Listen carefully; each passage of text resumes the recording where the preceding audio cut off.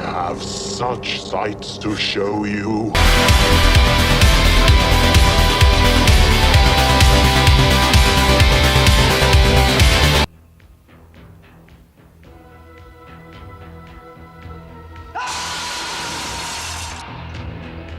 John Carpenter is known for more than just Halloween and The Thing. His career spans like decades, going from genre to genre.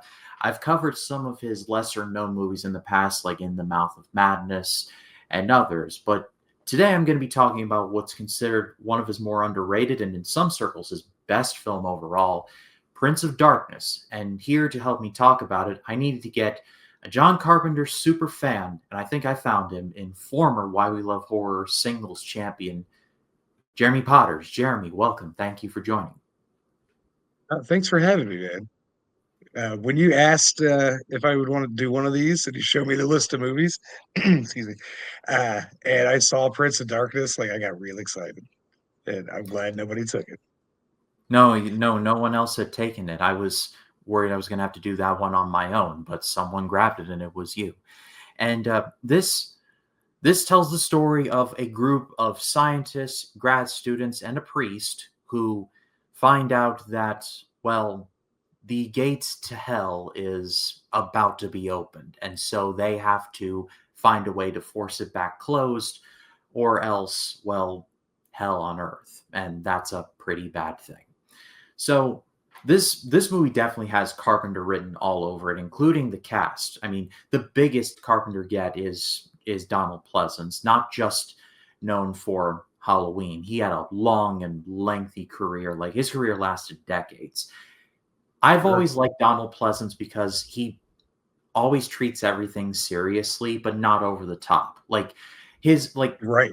the first Halloween, it's not my favorite of the series. I respect it and I greatly enjoy it, but my favorite part is his "the blackest eyes, the devil's eyes" monologue because of how he delivers it. And here he has a seriousness to every action that he takes that I feel like is weirdly refreshing, I guess. Because in the 80s, you had horror comedies and like tongue in cheek stuff, but there's like, this is the worst thing that could possibly happen, and we need to stop it. And I just love the spirit of that. Yeah. Yeah. Donald Pleasance is especially good at letting all of us know how we're supposed to feel. Like if you thought like that, that's why he leads the movies, because like he is so good at being concerned and scared without it ever, like you said, never goes over the top. Like there's never extra. He's just exactly the way he needs to be for what he's doing. And in this specifically, like he comes on screen and he's already like not having a good day. You can tell like bad things are coming immediately. Like you just get the feel, and it's from him, especially. So yeah, I totally agree. Love it anytime he shows up. The movie almost kind of starts off in media res, where it's like you're just dropped into the middle of everything. It's not like a, oh, everything starts going wrong when the movie starts. It feels almost like it's been going wrong for a little bit, and it's about to go Right. critical mass. Like as soon as Yeah, like there's already a we get problem. introduced to Victor Wong. Yeah. There's already a fire, and it's about to get a whole lot worse. But then also we get Victor Wong, who, I mean, he had a long career as well. He was in Tremors, Big Trouble in Little China. There's another Carpenter Absolutely. for you. Yep. So and he was great in this as well.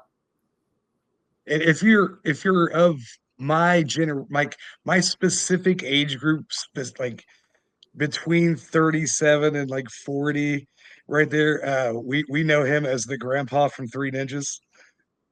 That's how we know Dude, Victor Wong. Three Ninjas.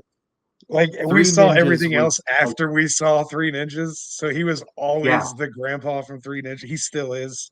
Like that's how I yeah. describe him when I'm like telling somebody who's in, like if I was just telling them about this movie, I'd be like, it's got Dr. Loomis, and then it's got the grandpa from Three Ninjas. It's got one of the guys from Simon and Simon. Because like Yeah. it's got Hitchcock from Brooklyn Nine-Nine. Like you don't list the names of the actors in this movie when you're talking about this movie, you have to reference other things that they've been in so anybody would have a clue who you're talking about. And I love it.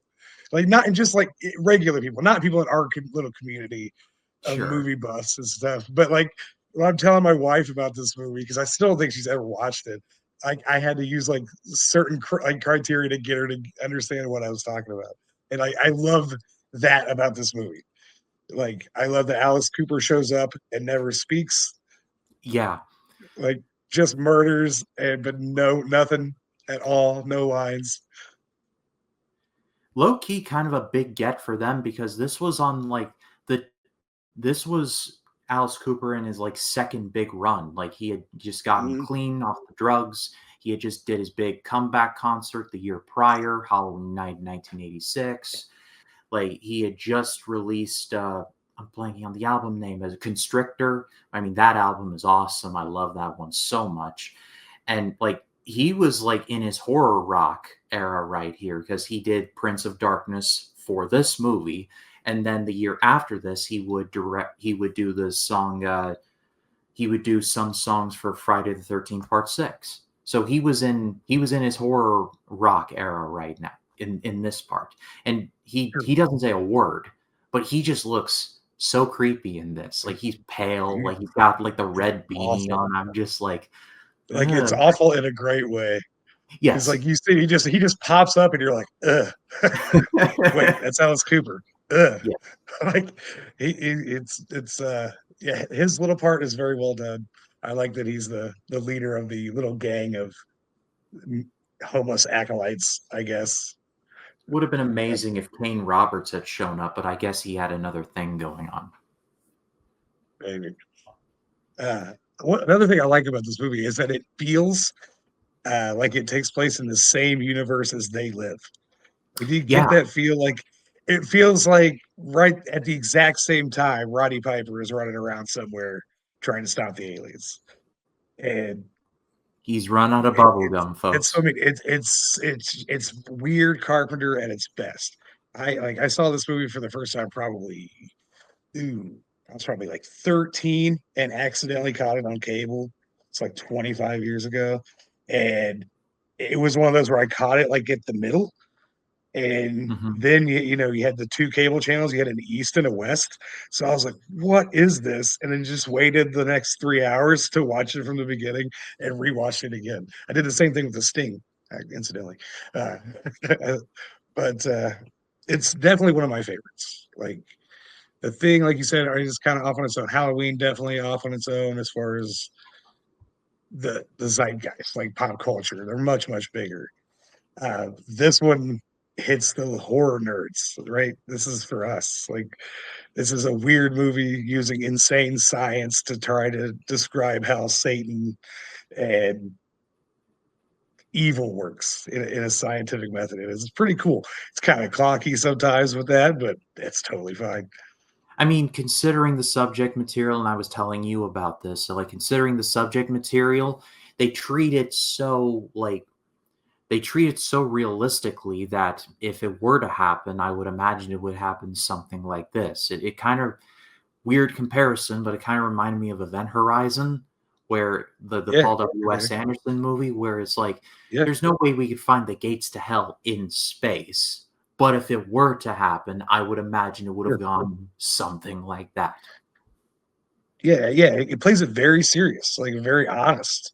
Like the story is not complicated, really. Like some of the concepts are, but it's very simple.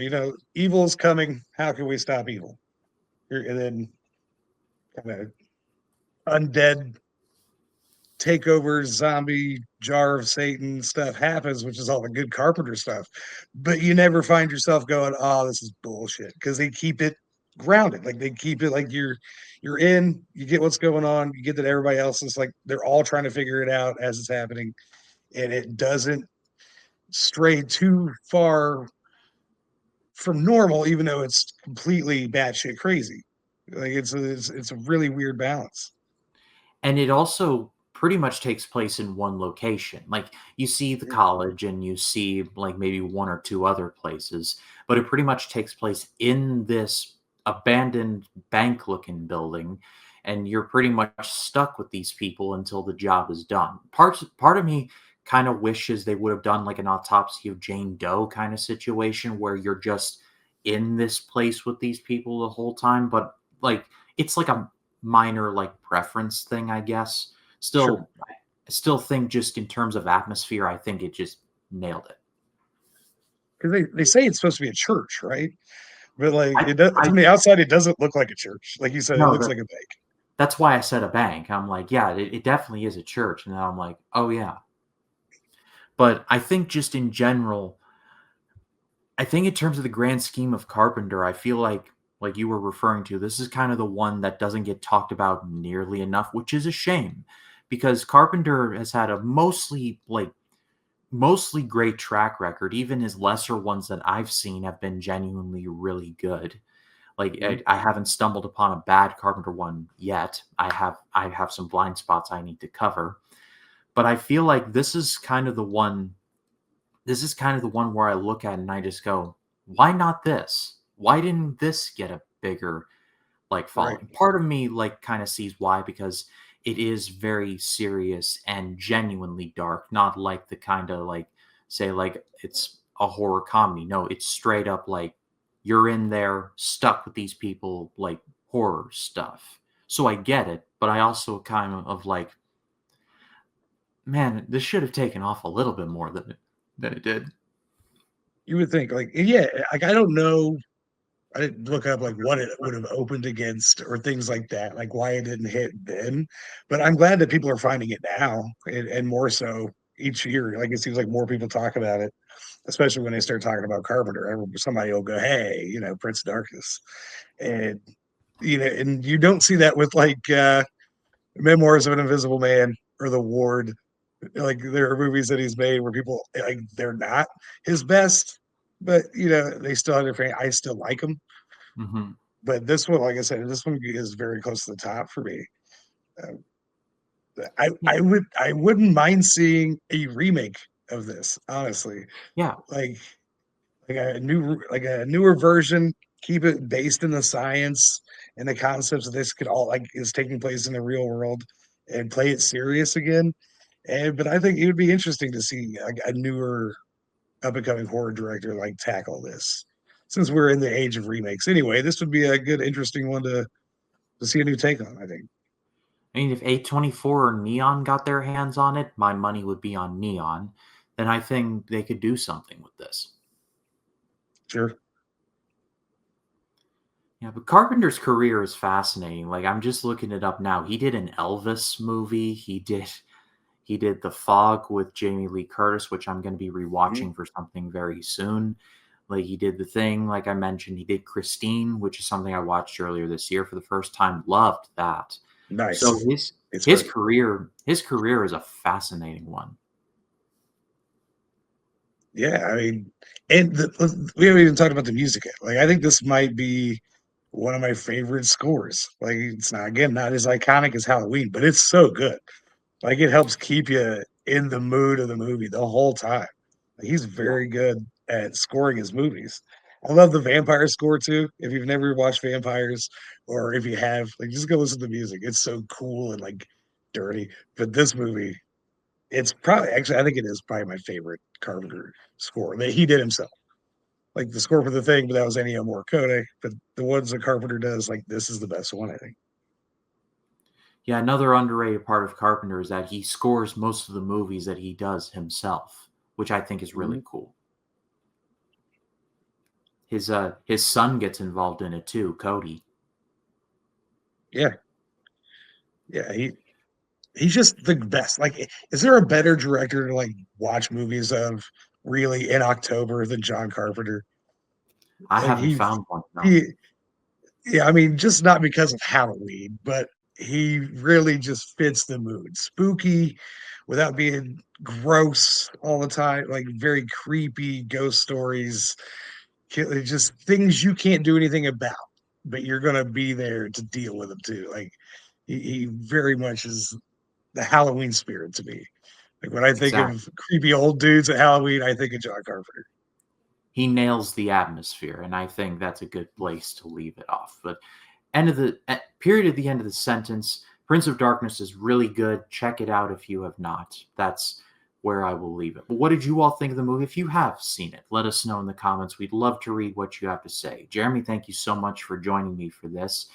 You're over at Why We Love Horror. Do you have any content that you do that you want to promote? No, just I'm in the trivia spheres. You know what I mean? Multiplex, Why We Love Horror, TVNT, all the places that do the games and the stuffs. Yeah, just watch movies, have fun, happy Halloween. Indeed. And uh, Why We Love Horror down below. Go give them a subscribe over there. As far as this channel goes, ScaryMania 6 is almost done. I have a couple more left. And to start the beginning of the end, I'm going to be taking a look at one that I thought I had covered this month, but I had a brain fart and I just completely missed. So I'm going to be fixing that soon. I'm going to be talking about a very disturbing little movie called Slugs.